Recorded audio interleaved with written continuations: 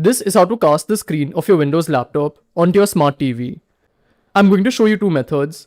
The first one will definitely work, and the second one may or may not. So let's start with the first.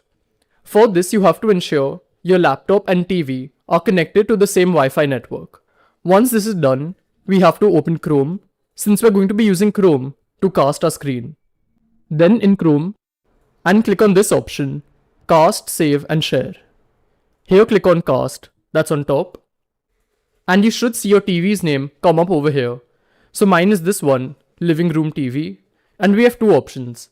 If you click on Sources, we can decide if we want to cast the tab or screen. So select Cast Screen and then click on your TV.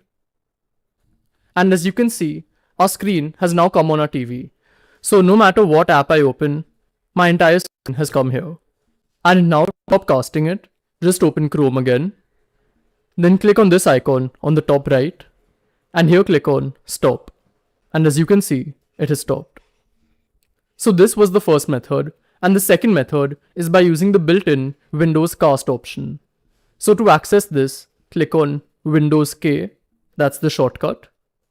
And here, under Available Displays, you should see your TV's option. As you can see, mine has come here.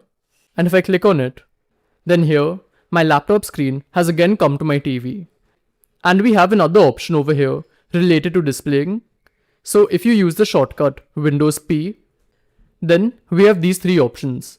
If you want to duplicate your screen, extend your screen, or only keep the second screen, which is the TV.